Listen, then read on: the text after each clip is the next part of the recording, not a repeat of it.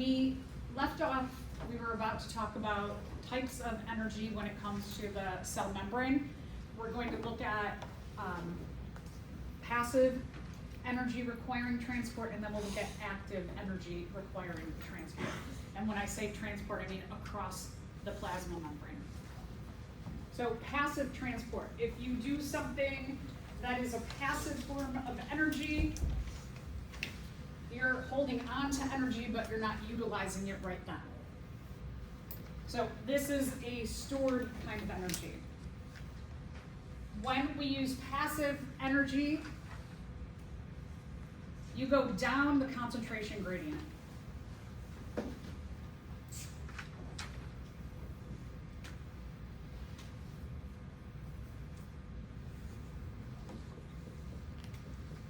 So if you think about a slide and you're at the top of the slide and you're going to go down the slide, it doesn't take much energy. You just sit down and you slide down the slide. So you go from high to low. So think about going down. Doesn't take much energy. It's the same thing like going on a slide or going through a membrane. Your concentration of whatever is coming across the cell membrane, it's going from an area of high concentration into an area of low concentration. So if you remember last week, I also talked about if you have a lot of money, it's really easy to just be like, here, have some of my money, right? You have a ton of something, it's easy to give that away. It doesn't take that much effort. So think about that, like going down the slide or going from an area where you have a lot of something, you're giving it into an area where you have a little of something. It would be easy to do. When you do this, like you go down the slide or you give away something you have a lot of, it doesn't take much energy. So when something goes from like a high concentration outside of the plasma membrane into a low concentration inside, it doesn't cost any energy to move that molecule in that direction. Now, when we're talking about energy requiring transport, sometimes you have to go against the concentration gradient.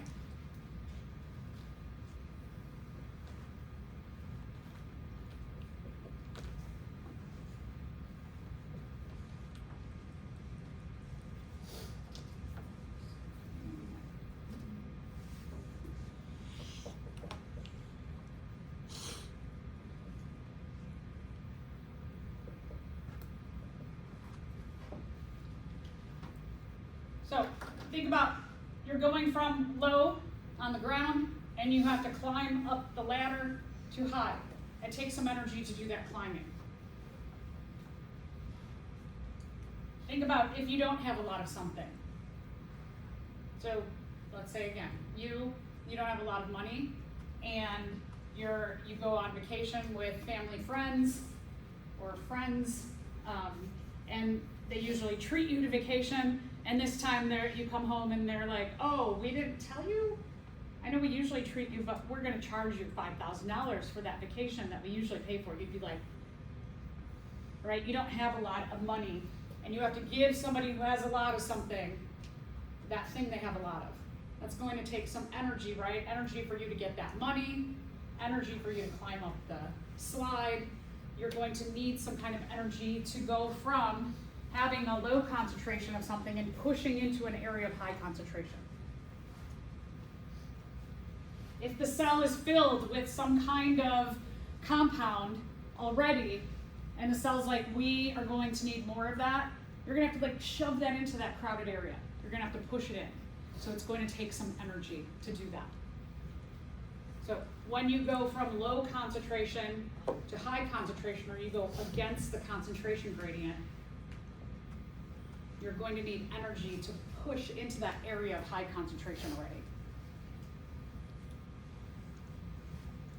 So now let's take these ideas of passive transport or active transport and apply them to different kinds of proteins that we've already seen before. So one is called simple diffusion. When we're talking about passive transport, Remember, passive transport, we're going from, we have a high concentration of something, we can give it away to an area of low concentration, no big deal. We go down the concentration gradient, go down the slide, no energy is needed. So the diffusion of water. Diffusion of water, the definition of the diffusion of water is osmosis. One of the great things is that because our cells are about 70 to 90% water, that when your cells have a low concentration of water, water naturally will flow into that low concentration area. We've already said water is really important when we are doing hydrolysis. We need to add water in, or dehydration synthesis, we take water out. So we know that when we make and break molecules and compounds, we need water. Water is critical in our cells so that when you don't have enough water, areas where you have a high amount of water will flow into those areas of low amount of water. So this is a great insurance policy that we always have enough water to do our hydrolysis. Other things, dissolved gases. Gases like carbon dioxide and oxygen are very, very small. They are so small that they can slip right past those phospholipid heads and tails. That's also another great thing. We're going to talk about in a couple weeks cellular respiration. Cellular respiration is the ability to break down our food very, very efficiently into smaller packets of energy with the use of oxygen. So the big idea of why we have this whole respiration system is to breathe in oxygen, and then inside of our lungs we have all these little tiny air sacs called alveoli that are covered with little tiny blood vessels called capillaries. And the capillaries, the oxygen, high concentration of oxygen in our alveoli flows into low concentration into our capillaries, which then our capillaries take that oxygen to your arterioles and your arteries and take that oxygen out to your cells. So the oxygen, this little tiny gas, is always flowing, high concentration to low concentration, high concentration to low concentration. When the oxygen gets out to your cells and food gets out to your cells, they go through cellular respiration on the cellular level, and they break down your food from like big pieces of food into smaller tiny bits of energy. We'll call that ATP, that your cells can better use. So again, this passive transport, not only do we have water that is flowing where it needs to go, but also you have oxygen flowing where it needs to go. When your food gets broken down through cellular respiration, oxygen, that gas, eventually gets released as carbon dioxide. We don't want carbon dioxide in our cells, so our carbon dioxide that builds up in our cells because of cellular respiration, the breaking down of our food into important tiny pieces of energy, that buildup of carbon dioxide goes from high concentration in our cells to low concentration in our veins and venules. And then those take the carbon dioxide back to your lungs, and then from the blood goes high concentration in your blood to low concentration in those air sacs, and then you breathe them out. So kind of like interesting to think about that this act of breathing in oxygen and releasing carbon dioxide, it goes all the way from our lungs out to all of the cells in our body and then back. And so we have to breathe in order to break down our food. So whoever thought that breathing was important in the metabolism or breaking down of your food? That's why we breathe. Other things. If you are something that is lipid soluble, soluble means you can dissolve through lipids. So if you are something that can dissolve through those phospholipids, which the phospholipids usually keep everything out.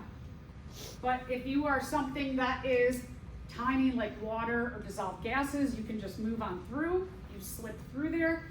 Or if you're something that dissolves into lipids, then you can slip on through. All of these things here are a very simple form of movement of molecules through your membrane. Again, we're going high concentration to low concentration or going down the concentration gradient. No energy is required. You don't even need a protein. These are so simple that they can just slip in between those phospholipids. But if you are something maybe a little bit bigger, or you're not lipid soluble, you're going to need help of a protein. So before we get there. So here, for example, is oxygen. Again, oxygen is so tiny that it can just slip in between those phospholipids. Wherever you have a high concentration of oxygen, it'll move to a low concentration. Simple diffusion. All right, let's just reiterate oxygen, which is, osmosis, which is part of simple diffusion. Osmosis is the diffusion or movement of water from high concentration to low concentration.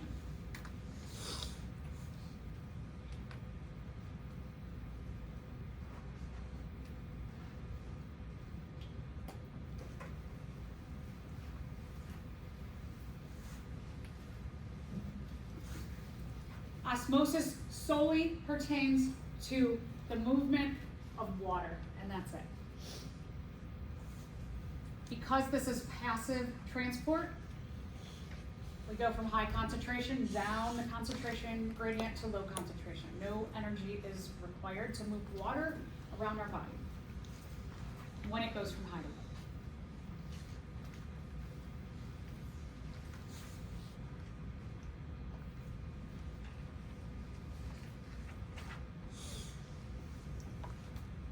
Water, because water is so important, it can move two different ways through our membrane. One is here. Here's osmosis. So we have the movement of water, and we have simple diffusion here. Water just slips on through. We also have a backup plan because water is so incredibly important that we also have a protein or proteins that are embedded in the phospholipid bilayer called aquaporins. Aquaporins are a protein that also can move water. So this should just tell you water is really, really, really important to our bodies, right? We need water for hydrolysis to help us build up anything, to break down anything in our body. So you've got these two different methods. Both are simple diffusion. All right, a little bit more about water. Because water is so important, and we'll talk about the way water moves, we're going to look at tonicity. You are going to think about tonicity today when you're writing up your lab. Tonicity is the strength of a solution in relationship to osmosis. Okay, what does that mean? What it determines is that you have two sides of your membrane. You have inside and you have outside. And depending on a molecule that's inside of your cell, you might be moving water into the cell, or you might be moving water out of the cell. All right, so let's get into a way to think about this. One of the ways that I think students remember well about tonicity is if you think about water following a solute. When you have a solution, you have a solute and a solvent. A solvent is, like, for example, when you did the experiment with the water and the dye. And here was your tray. And you put your dye in there.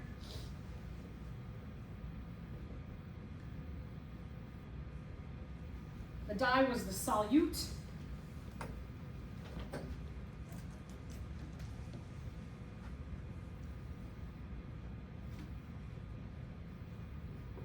And the water was the solvent. The solute is something that can move or dissolve in a solution. So what you had happening is that when you put this dye in a corner,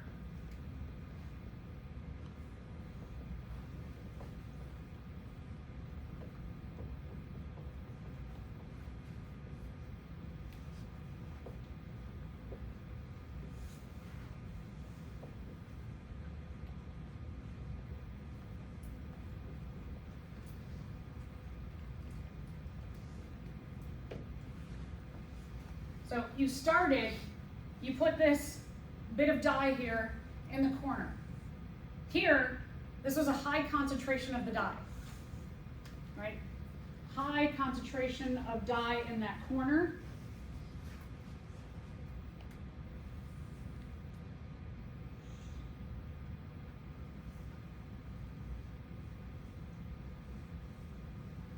And it moved to a low concentration area into the rest of that tray. Right? There was low or no concentration of the dye over here. So in that 15 minutes, you saw your dye go from this high concentration area and it moved to the low concentration area, the rest of the tray. So that solute, the dye, was diffusing into the solvent. High concentration to low concentration. You know the same thing happening when you were looking at the dye as well as the agar and the potassium permanganate.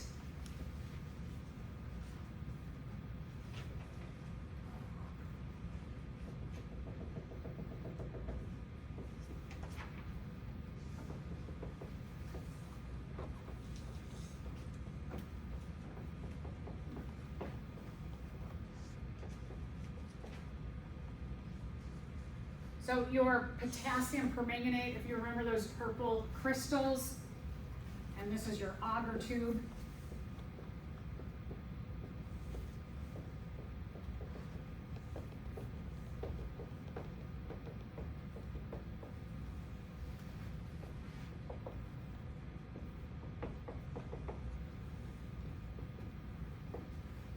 This was our example of solid diffusion. Agar is like a jello-y thing, kind of solid.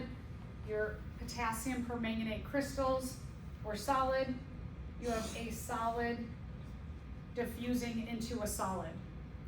You may have seen that it just colored maybe in 15 minutes that much.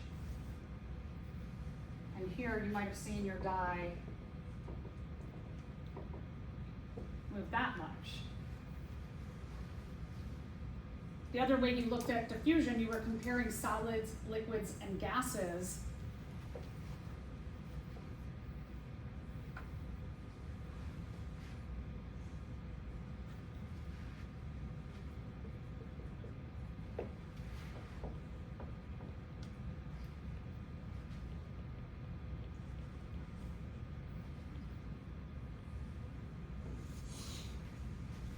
And what you had happen was your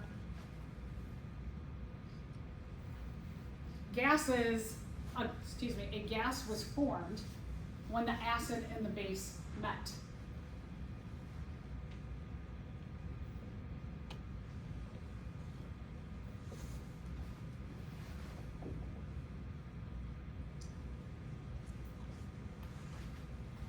You had a high concentration of acid moving to a low concentration area where there was none.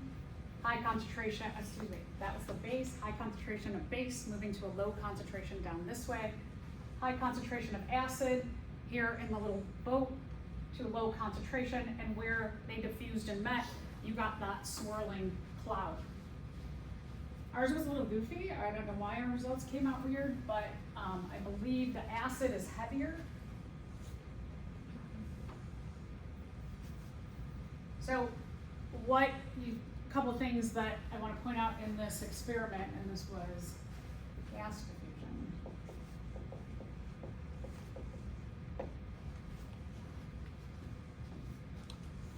So one, let's just talk about speed.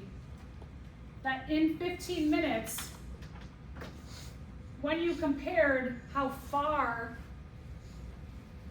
things moved, in terms of your solid, your liquid, and your gases, which one had the longest measured diffusion? Was it the solid, which was only like, a little bit? Potassium permanganate diffused just maybe a few millimeters in. The liquid diffused maybe like a few centimeters in 15 minutes. Or the gases, which I know they met kind of in the middle, and again, those results were goofy, but they definitely went more than a few centimeters or further than this. So which one diffused the fastest? The gas, the liquid, or the solid? Yeah. Right. Okay, so this was the fastest, right?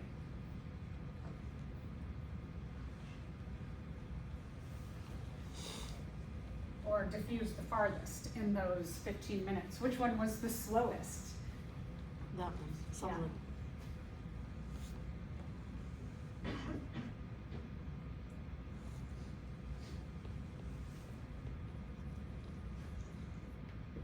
And the solid didn't diffuse very far at all. And so one of the things that you might have learned back in like second grade or first grade was that solids don't diffuse very fast. Gases do diffuse much faster, and liquids are somewhere in the middle. And that's what that experiment did show us, or support that hypothesis of. The other thing that was goofy about the experiment, that it seemed like the gas, where the cloud met, it seemed kind of almost in the middle. It was a little bit closer to the acid, but the acid, the weight of the chloride ion in the hydrochloric acid makes this a heavier compound than our base was. So we really should have seen, and this is one of the discussion questions that I wanted to address just because it was a little bit goofy, that we should have seen our cloud closer to the acid because the acid is heavier. And one of the principles of diffusion that we talked about last week was that heavier things diffuse slower. So hypothetically, we should have seen it much closer to the acid. The base was lighter, so it would have came a further distance where the two met. So I just wanted to address that. All right, so that's just a little bit about that. So remember that this concept of water follows solute, or you could just think about a solution follows solute, that you're going in the direction of where the solute is. So let's talk about that in regard to cells themselves.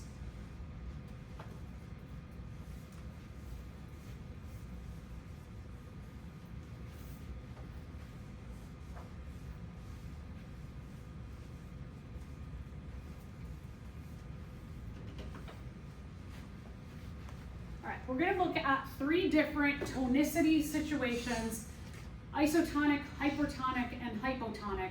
You're going to look at slides underneath the microscope to see these. One slide set you're going to look at is you're going to look at blood, and you're going to look at blood in an isotonic solution, a hypertonic solution, and a hypotonic solution. So you're going to set up these 3 different kinds of slides. You're also going to look at it in regard to, you're going to look at a plant in regard to these types of tonicity situations. So first let's talk about isotonic. Isotonic means there's an equal concentration of water moving in as there is moving out. All right, so let's talk about why that is. So isotonic means there's an equal amount of solute inside as there is outside. If there's an equal amount of solute inside and outside, the water is going to be flowing toward the solute in an equal amount.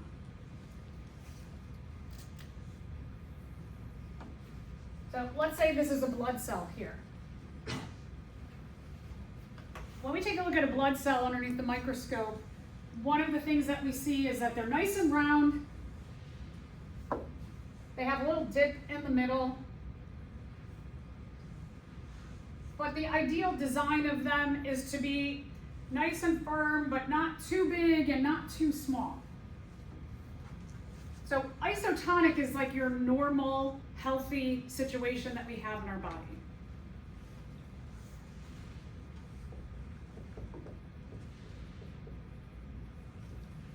So your blood cells are nice and round, they're not too big, they're not too small. They're just right. So let's say we're talking about salt as our solute, NaCl.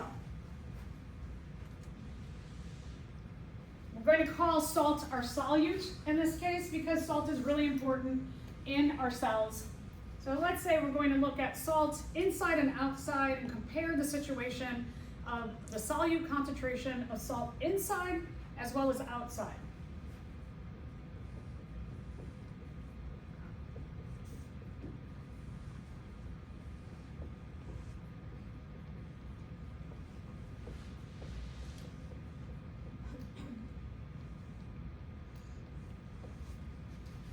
our salt, our solute, we have an equal amount. We've got, and I'm just pulling this out of my head to make it simple. We've got 1, 2, 3 salts inside and 1, 2, 3 outside. So our water is going to follow the solute. Our water is going to go toward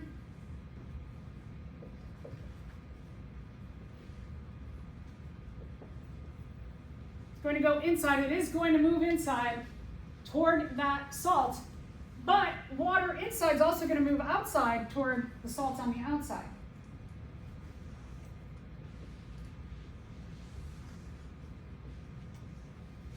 So not only do we have an equal solute concentration inside and outside, but we have an equal amount of water moving in as well as moving out, because you have an equal amount of solute inside and outside. Water is always in a state, molecules in general are in a state of movement.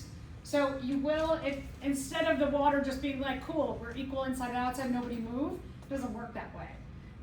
Some is moving in, an equal amount is moving out. So you have an equal situation on both sides of solute, or salt, outside and inside, as well as the movement of water, 3 moving in, 3 moving out. So this is what we would call an isotonic situation. Normal, healthy, want our water going where it needs to go. Now, let's say that we have a different situation here in terms of our salt concentration and what will happen. So let's go to our next scenario. We have a hypertonic situation.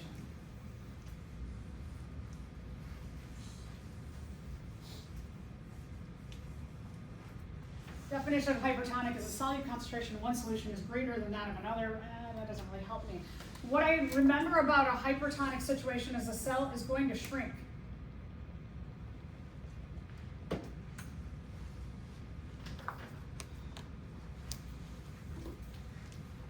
Let's compare our cell here.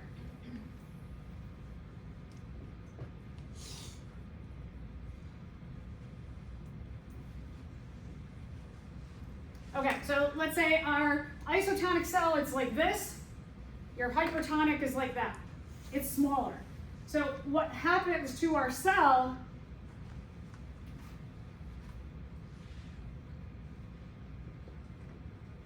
is that your water, more water is moving out than is moving in. So you are losing more water.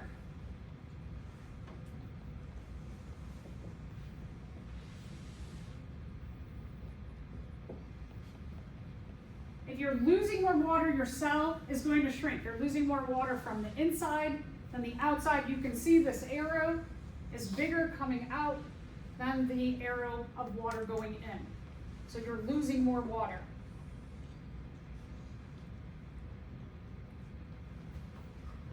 This, basically, our normal healthy cell is starting to implode because water is getting sucked out of it, so it starts to come in on itself. You actually will see under the microscope, you will see a jagged plasma membrane,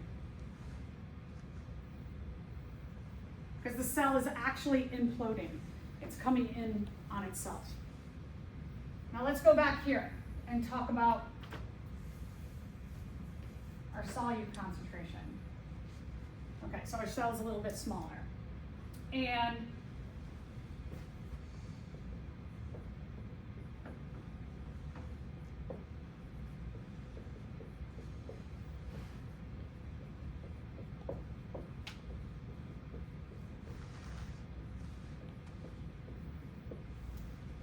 let's say that our solute concentration of salt, we have a greater amount outside of the cell.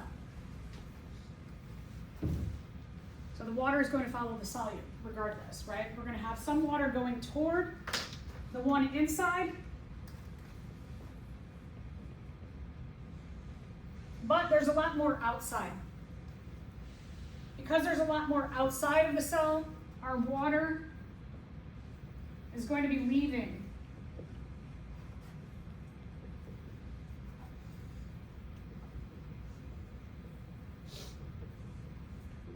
So we have a lot more water going toward the solute outside. Greater amount of solute outside is going to suck the water out of the cell.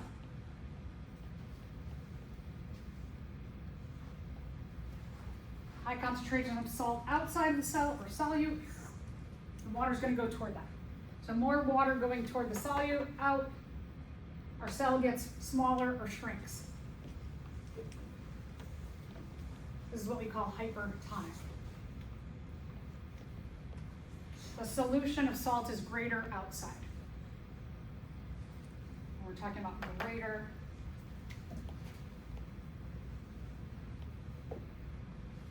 amount of our solute outside of the cell. It's going to suck the water out of the cell toward that greater amount of solute.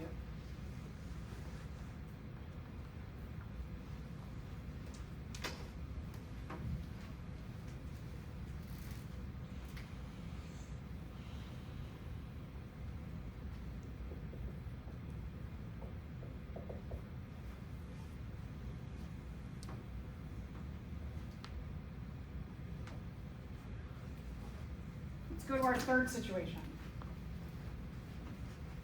Our third situation is going to be hypotonic.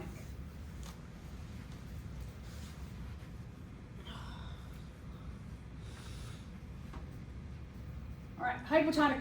The solute concentration of one solution is less than another solution. So we have less outside.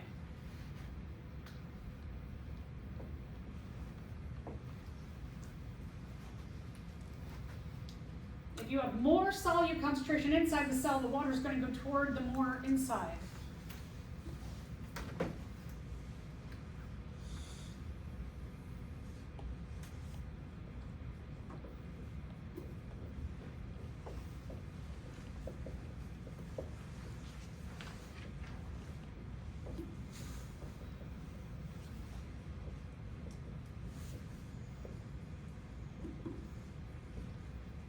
We got a whole bunch of salt inside of our cell. We have less salt outside of our cell.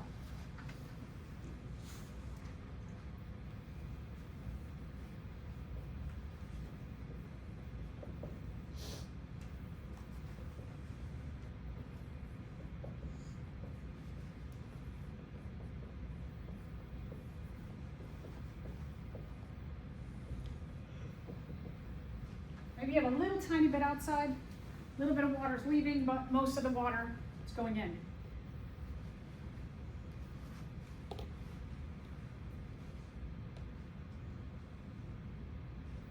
So if you remember before, with our isotonic cell, there was like a little indent kind of in the middle of our isotonic cell.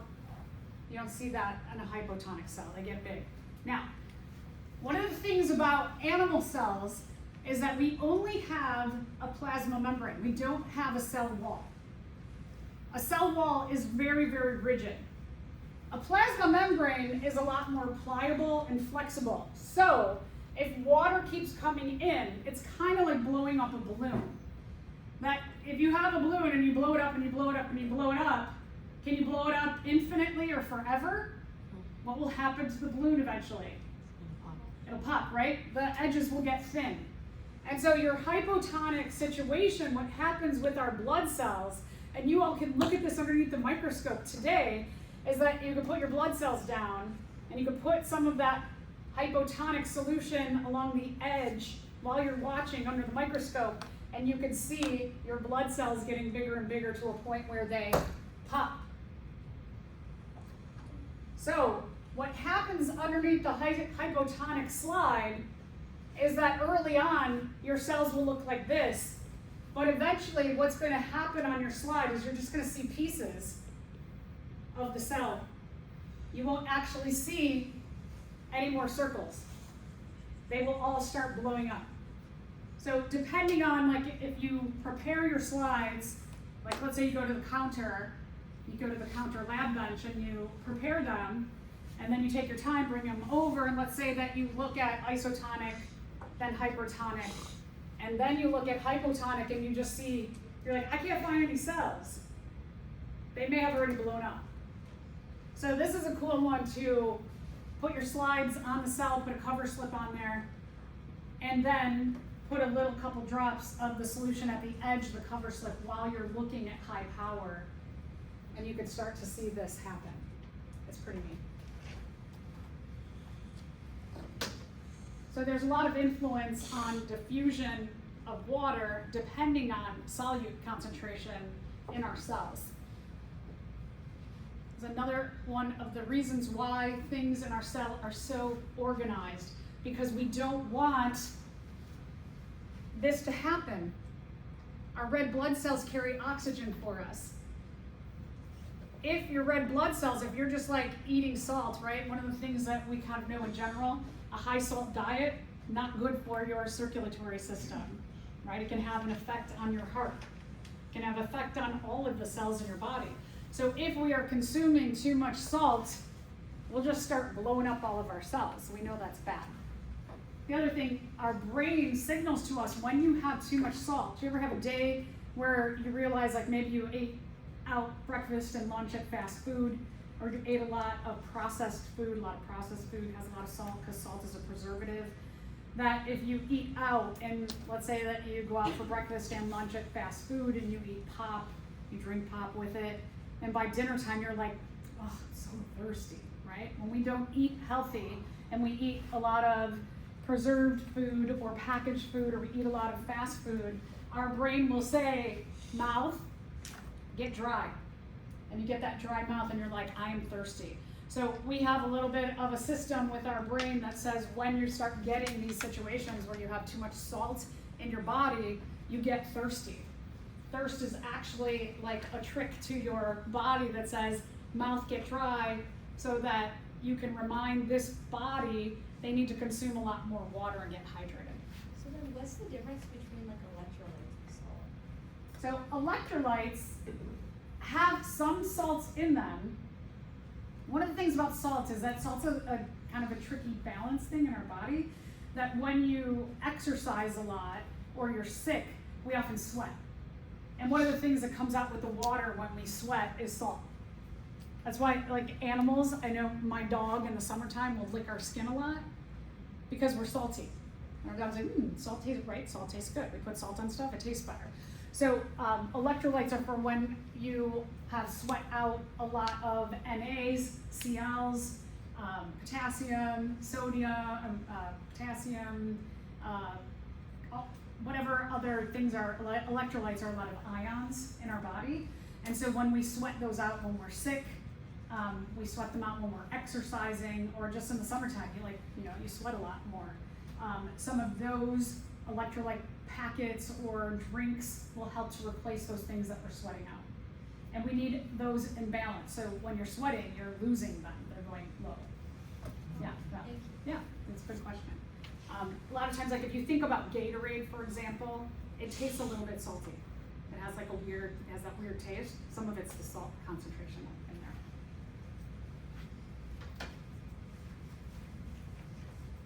there. Okay, so.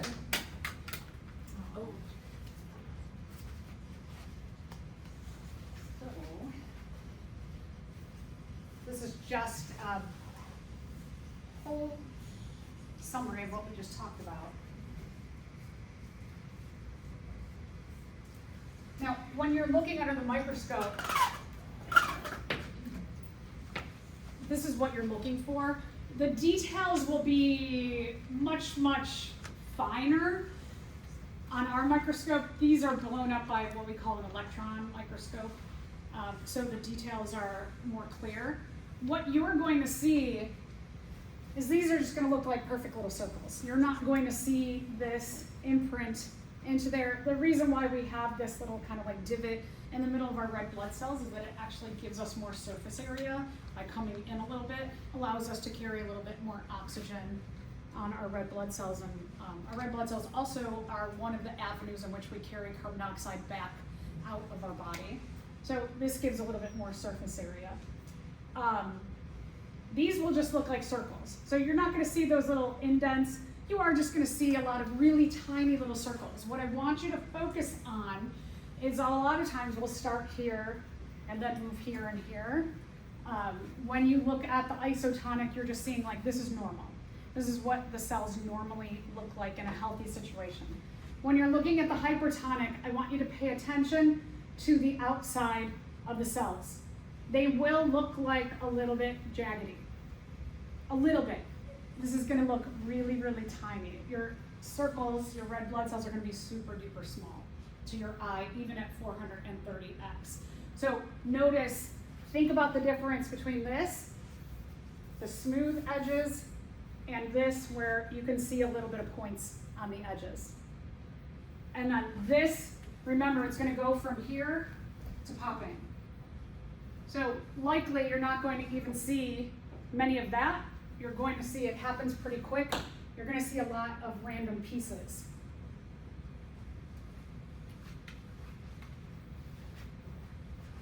All right, so more types of passive transport.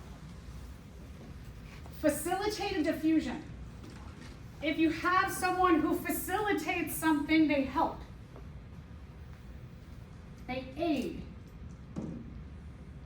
Facilitated diffusion is helped or aided by your transport proteins. Carrier proteins and channel proteins. So the transport proteins, two kinds of transport proteins, they do passive transport. They take things from high concentration to low concentration. And when they do that, no energy is needed. So let's go back to our illustrations. We had these illustrations earlier. Let's look at them again. One of the things that when we talked about our channel proteins, remember a channel protein can vary in size depending on the molecule it is transporting. So our channel proteins, if you remember on the board, I drew the hydrogen ion one and it had a small channel. I drew a chloride ion one and it had a bigger channel. So a molecule is specific to the channel protein that transports it. But now let's look at the amount of chloride ion on either side. We have a high concentration of chloride ion here to a low concentration here. So now the illustration might make a little more detail stick out to you. That high concentration down the concentration gradient to low concentration. When we're talking about a carrier protein, when you carry something, you grab onto it, right? I'm going to carry this around, so I grab onto it. So that's what a carrier protein does. A carrier protein grabs onto the molecule it's going to transport. When you have that binding or grabbing on of the molecule to be transported, it stimulates the protein to change its shape by opening up, pushing that through, waiting for the next one. Look at also the concentration of this glucose. We have a high concentration on the top side, moving to a low concentration on the bottom side. You saw this also. High concentration of these amino acids here to there's no concentration on the other side. So they're going from high to low. We can see binding of the molecule to be transported stimulates that protein to change its shape by opening the channel or pore, pushing it through, and going back to closed.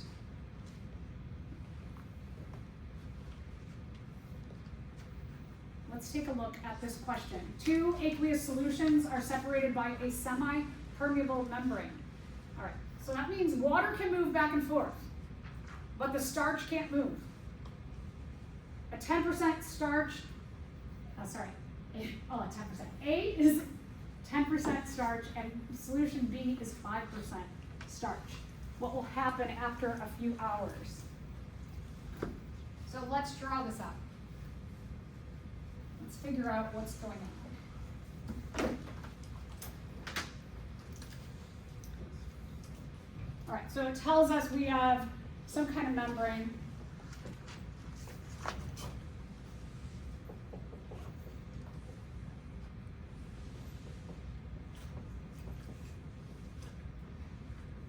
Let's just imagine we're thinking about this membrane, and it goes all the way around the cell.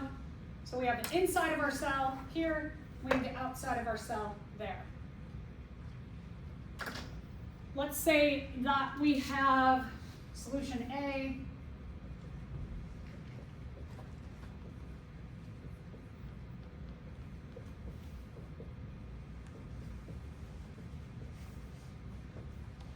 But we have solution A inside and solution B outside. Water follows solute. So water is going to go both ways, right?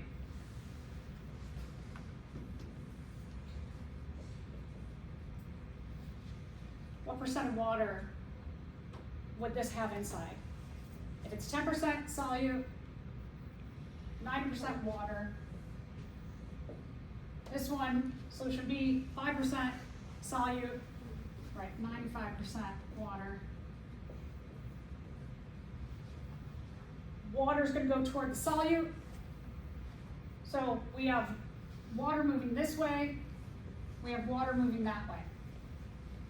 Let's calculate out the difference in movement of water, the net difference, because we know water is going to be moving in, we know water is going to be moving out. 10% is bigger than 5%, so you're going to have more.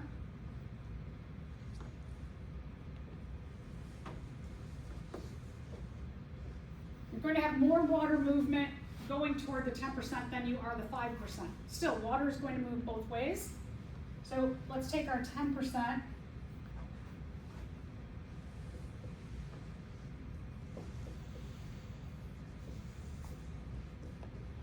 You have a net 5% difference.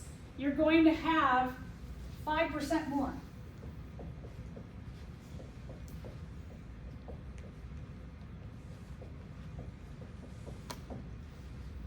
We're going to have a 5% more concentration of water moving in. So, let's see what it says. It says more water will diffuse from solution A to solution B. Will more water diffuse from solution A to solution B? No, right? More water will diffuse from solution B to solution A. That looks good, right? Based on what we drew there.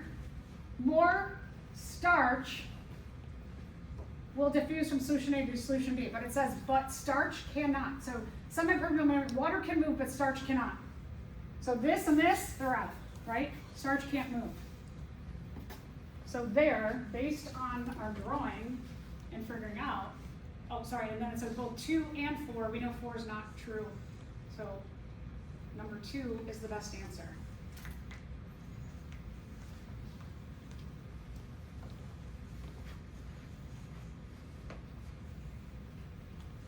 Okay, energy requiring. So now we're climbing up the ladder. We're going to sweat. We're going to use energy to climb, to go against the concentration gradient. We're going from low concentration, we got to push into that area of high concentration. We have 3 different kinds. They're all kind of big deals. Like it's going to take us energy to do this. So active transport. Active, right? When you're active, do you burn energy? Right, so just think like passive. If I'm passive, I'm just kind of sitting around. If I'm active, I'm doing stuff. So you're definitely going to use energy. What is going to help you is proteins. Proteins are going to help you move something from an area of low concentration and push it into that area of high concentration.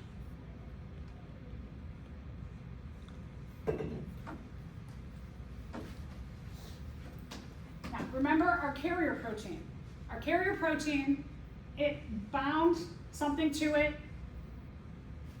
When that thing was bound, it pushed it through, it changed its shape.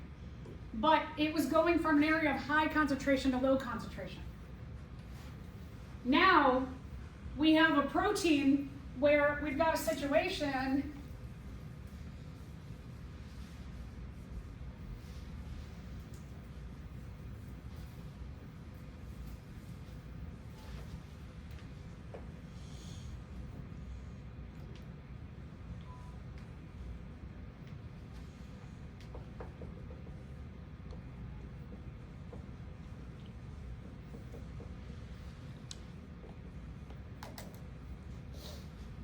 let's say that your cell is about to do something really big, like it's going to undergo cell division.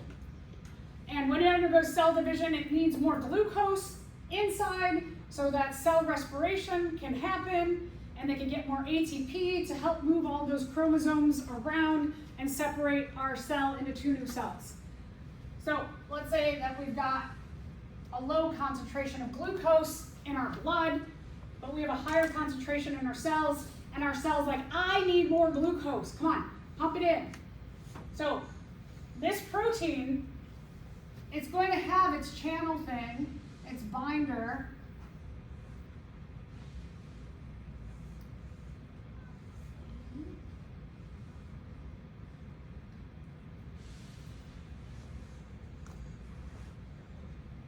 Okay, so it's going to have its binding site for the glucose. Let's say glucose is like that, and that's going to fit into the binding site.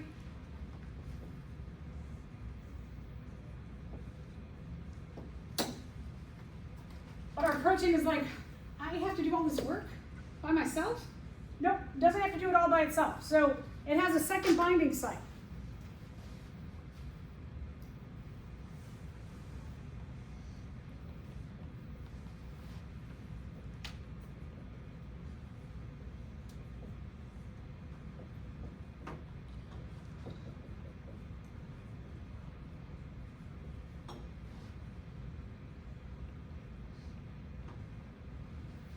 And it needs a little energy. We often use ATP in our body. It's that little small energy that our cell wants to make more of right now. But in order for the glucose to go from a low concentration into this already crowded area of high concentration, you've got to bind not only the glucose that's needed, but an ATP. So that protein can go and shove that glucose into an area of high concentration. So that's what we say, your proteins, you have two binding sites or active sites. An active site is a binding site where something actively is grabbed onto.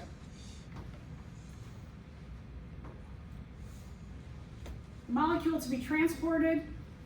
In my example here, glucose is going to be transported, and our second thing is going to be a little burst of energy in ATP.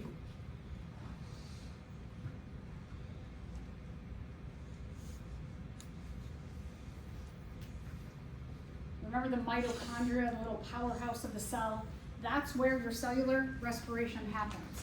That's where oxygen and our food go through a series of reactions where we take things like glucose and we chop them up through a long series of reactions to make a lot of ATP. So we are making lots and lots and lots of ATP constantly in our bodies.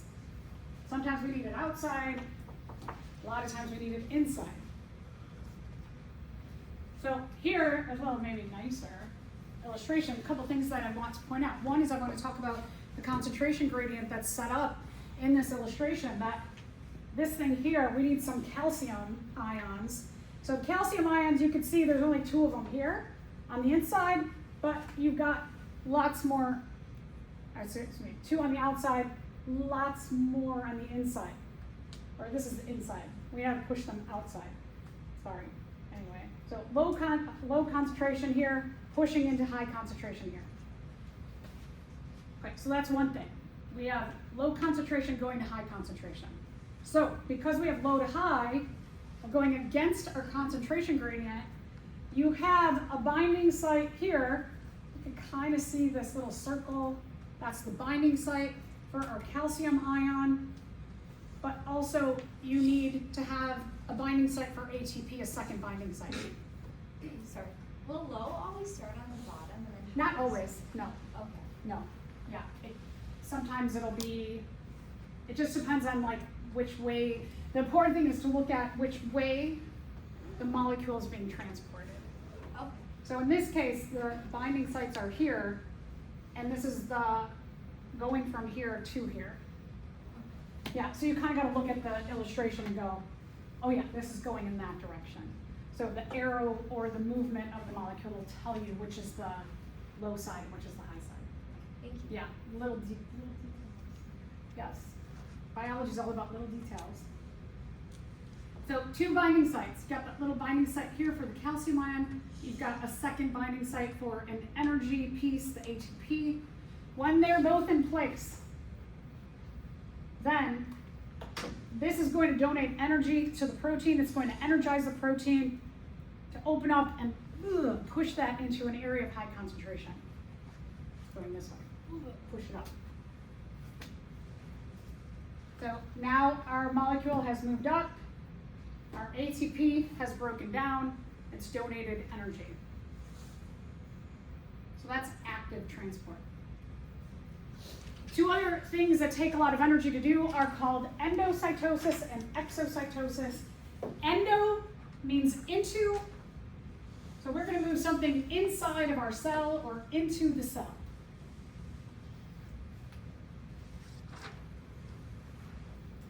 If you remember when we looked at all the different organelles, when we looked at the parts of the cell, one of the parts were called vesicles, and then you also had vacuoles. Essentially, vesicles and vacuoles are a whole bunch of phospholipids that make a circle around something that they're going to transport. A vesicle is something small, a vacuole is something bigger, but they're made up of phospholipids. So they have essentially a piece of our cell membrane that is holding onto something inside. What these vesicles and vacuoles can do is they can merge with the cell membrane, and whatever they have inside, the cell membrane can open up, and it's like, oh, here's a piece of our membrane, it can open up, and then it can push something into the cell, can dump something in. Or if the cell makes something, that vesicle that was made can merge with the plasma membrane, and then it can push it out and secrete something out of the cell.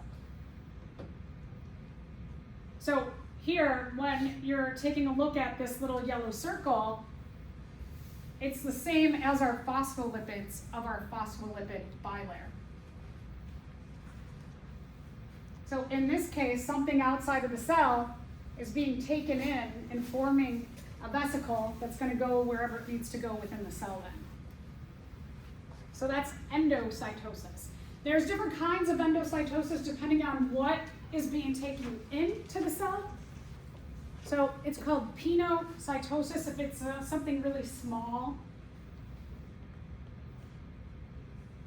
or a liquid, then that's pinocytosis.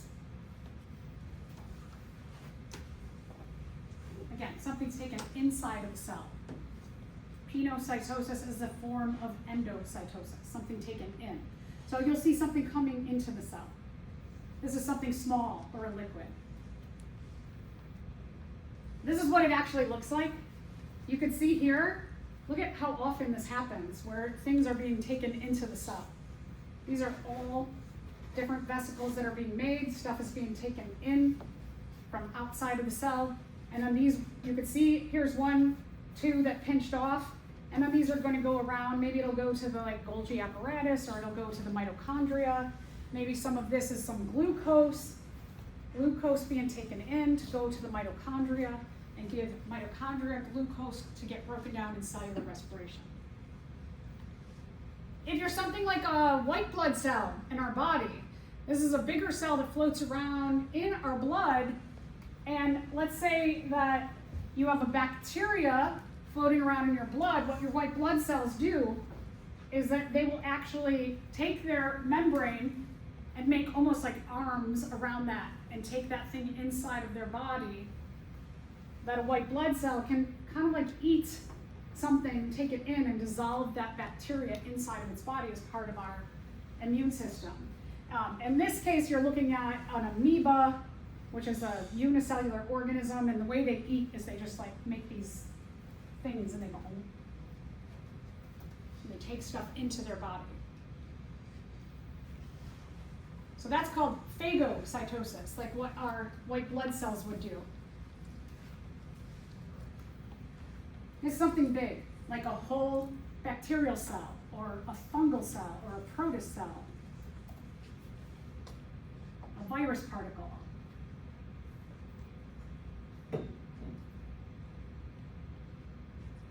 Right, so those are two kinds of ways that we could take something into our cell. And here's an amoeba, as I mentioned before. An amoeba eating a smaller organism. This is what our white blood cells look like. Back here, we've got a couple white blood cells, and they're starting to eat up a bacterial infection. All right, exocytosis, I like exo means exit. So if you forget what endo means, remember exo, exit. But this one's the exiting, so the endo's got to be the inside, taking in. So you're going to release something or a secretion that goes out of a cell. Waste products, hormones, something that we make inside the cell that can be let go of.